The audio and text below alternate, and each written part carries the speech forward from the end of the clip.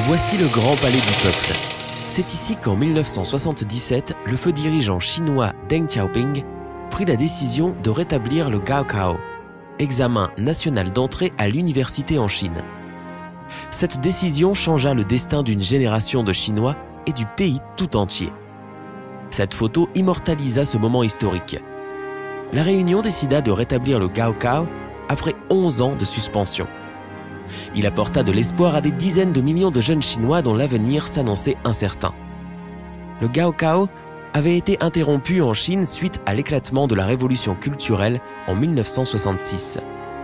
Seule une minorité infime d'élèves pouvait alors s'inscrire à l'université sur recommandation.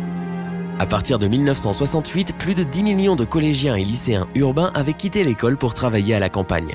On les appelait les jeunes instruits. Nombreux étaient ceux qui trouvaient les études inutiles. Le système éducatif du pays était sérieusement ébranlé. Quand la révolution culturelle prit fin en 1977, la première grande tâche à laquelle Deng Xiaoping s'attela fut le rétablissement du Gaokao. À cette époque, un jeune homme nommé Liu Haifeng travaillait à la campagne dans la province du Fujian. Il fut ravi d'apprendre la nouvelle.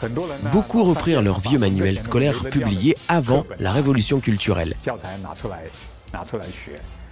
Les matériels d'enseignement pour la préparation d'examens furent très vite vendus. Les gens faisaient la queue devant les librairies. On parlait partout du Gaokao et chacun pouvait ressentir l'atmosphère de l'examen. En hiver de 1977, 5,7 millions de personnes passèrent l'examen.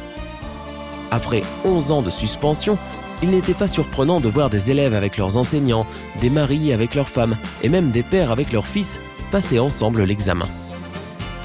Le candidat le plus âgé avait 37 ans. Cette année-là, 270 000 personnes furent admises à l'université après avoir participé au Gaokao. 680 000 autres grossirent leur rang en 1978 et 1979. Après le lancement de la politique de réforme et d'ouverture, beaucoup de gens de cette génération devinrent les meilleurs dans leurs domaines respectifs. Ils réalisèrent leurs rêves tout en apportant une contribution exceptionnelle au développement du pays. Grâce à l'élargissement progressif de recrutement qui permet un accès plus facile, l'enseignement supérieur chinois a fourni des talents soutenant l'essor économique du pays et l'amélioration des conditions de vie de son peuple au cours des 40 dernières années.